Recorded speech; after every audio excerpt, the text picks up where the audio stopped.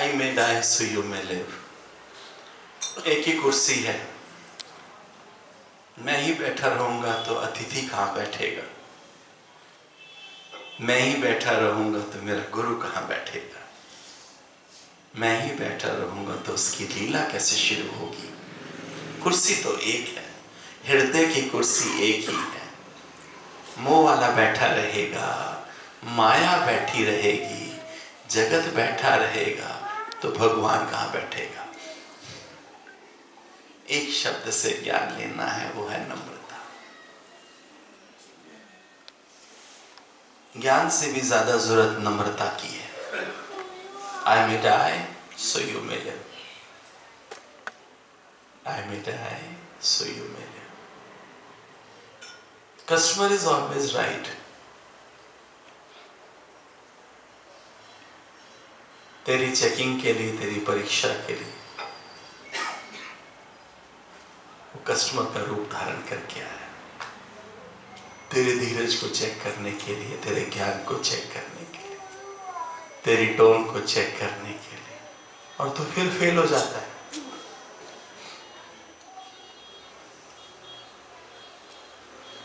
एक शब्द से ज्ञान लेना है तो वो है नम्रता।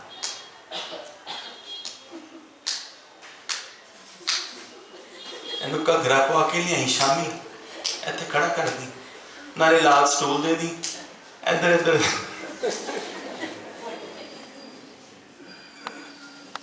वैसे कुछ भी नहीं कह रही थी, सिर्फ ताली तो मार रही थी। मैंने ऐसी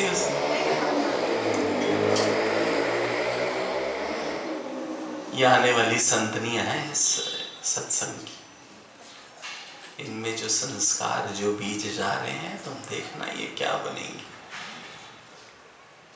कल्ली कल्ली मैनेज कर लेंगी 500 1000 बंदे को आने वाले समय में, तुम देखना।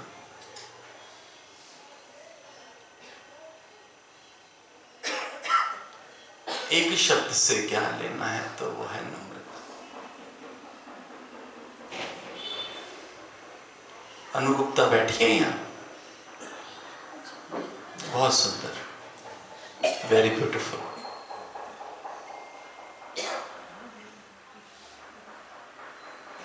लाइफ में किसी को पोजेस नहीं करना। किस किस को पोजेस करते हैं? पत्नी को, बेटे को, संत को, किस किस को, बेटी को, किसको। लाइफ में किसी को पोजेस नहीं करना। झूठ मत बोलना कि हम किसी को पोजेस नहीं करते, तुम्हारे चेहरे पर पोजेशन छपे हुए हैं।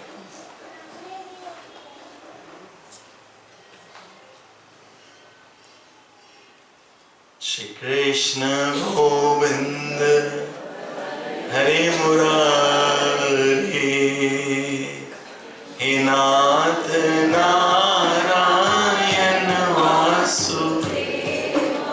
श्री कृष्ण गोविंद हरे मुरारी, हे नाथ नारायण वासुदेव।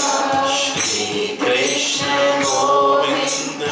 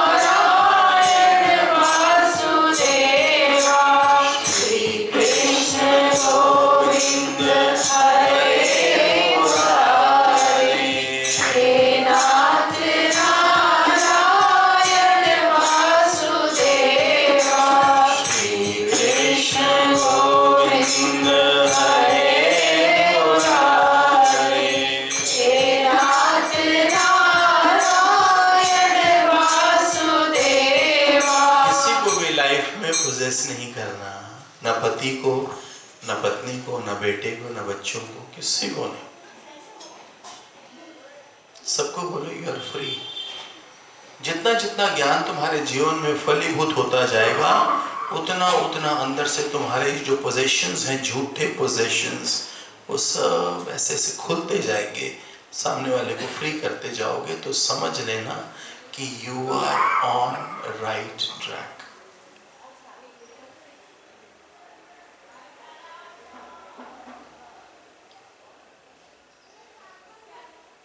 किसी को लाइफ में पोजेस नहीं करना, सबको बोलो यू आर फ्री। वचन गुरु का है, चेकिंग अपनी है। वचन मेरे सतगुरु का है, चेकिंग मेरी अपनी है।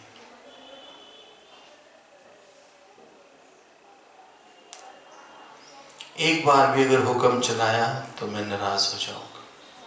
एक बार भी अहंकार में आया, देह भाव में आया, जीव भाव में आया, तो भगवान कहते मैं नाराज हो जाऊंगा। गुरु कहते मैं नाराज हो जाऊंगा, क्योंकि सब में मैं ही तो हूं।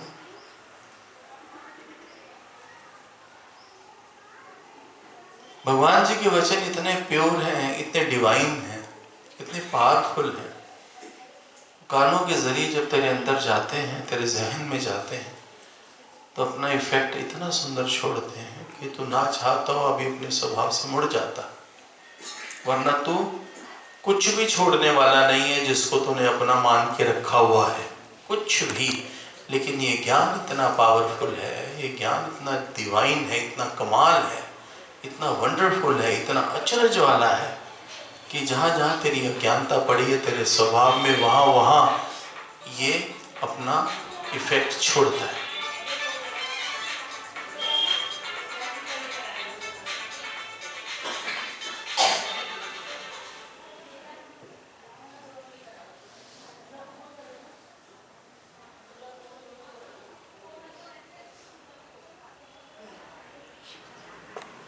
किसी प्यारे का कोई प्रश्न हो तो जरूर करें।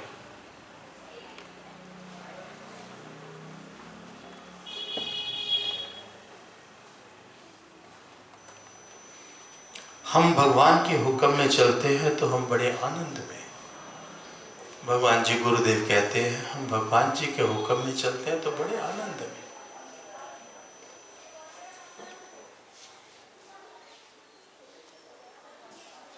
तुमको मालूम है तुम्हारे मोबाइल में जो घंटियां बजती हैं में 90% वेस्ट है, उनकी जरूरत ही नहीं है, मालूम? और तुम ही उसके जिम्मेवार हो जो तुम्हारे मोबाइल में इतनी घंटियां बजती हैं, क्योंकि तुम्हारे अंदर अभी माया की घंटियां बज रही हैं, इसलिए तुम्हारे मोबाइल की घंटियां बज रही हैं।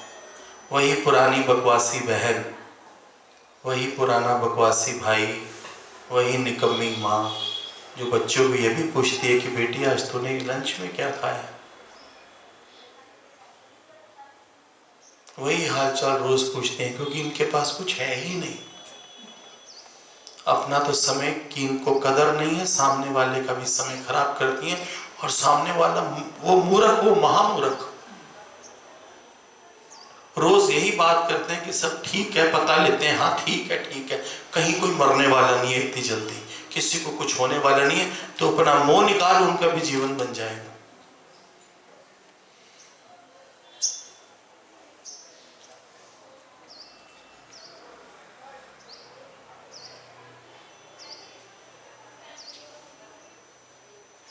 लाइफ में किसी को पोजेस नहीं करना, सबको बोलो you are free, you are free.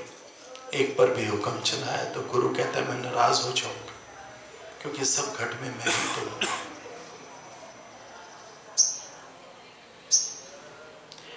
भगवान जी गुरु कहते हैं कि हम भगवान के हुक्म में चलते हैं तो बड़े आनंद में हैं। सदगुरु कहते हैं कि हम उस परमात्मा के हुक्म में चलते हैं तो हम बड़े आनंद में।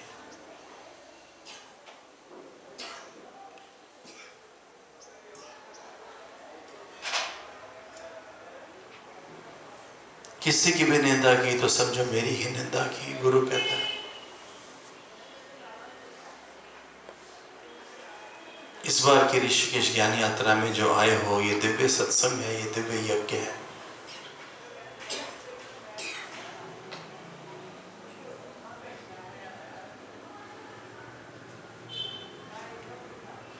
इसमें अपने स्वभाव को छोड़ के जाएंगे, अपनी कमियों को छोड़ के जाएंगे और एक नया जीवन लेके जाएंगे यहां से।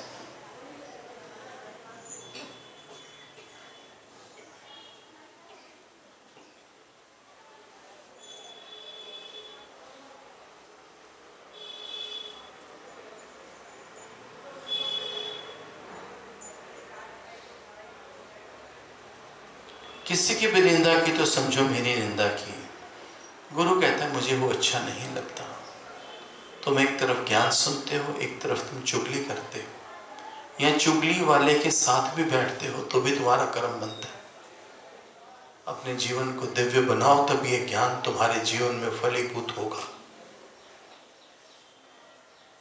पुरानी बकवास आदतों को छोड़ो जो तुम्हें खुद को तंग कर रही हैं। सोचो कि उनका की अहमियत क्या है, जीवन में कुछ भी नहीं।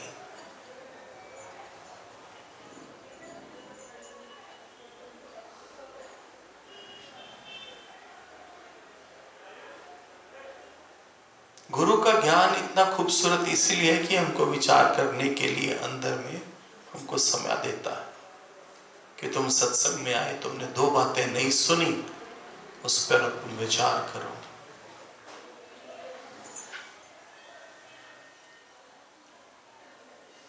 ज्ञानी यज्ञ में आए हो तो साधक बन के रहो।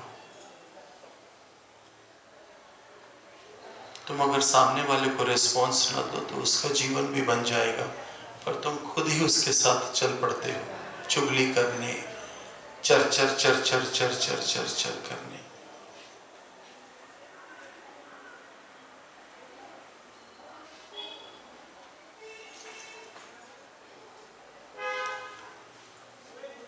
ये 9 दिन हमारी तपस्या के हैं, एक दिन कल निकल गया।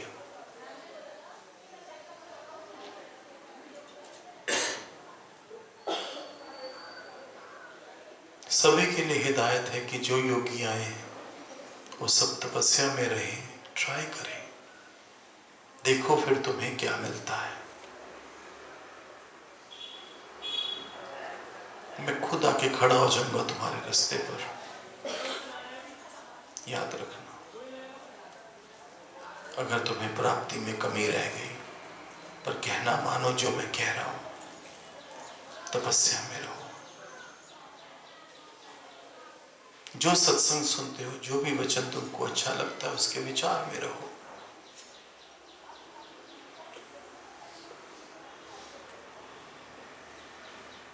अंत वेले तुम्हारा उस परमात्मा के दरबार में जुलूस ना निकले, इसलिए तुमको जीवन में ये पूर्ण सतगुरु मिला है, ताकि मनुष्य चोला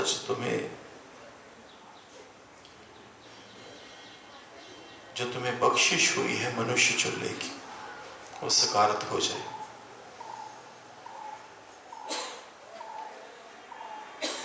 हर श्वास से शुक्राना है सतगुरु का। आंख भी नहीं देखती अब तो, अंदर की लगन इतनी गहरी हो जाए, इतनी प्योर हो जाए कि आंख भी बाहर कुछ ना देख पाए।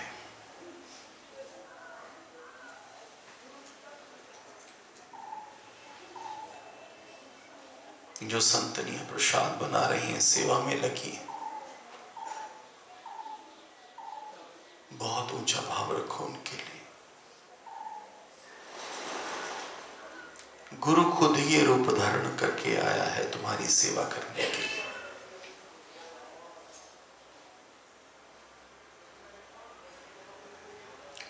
शुक्राने आप सबके। 1 बजे यहीं दोबारा मिलेंगे अष्टावक्र गीता में।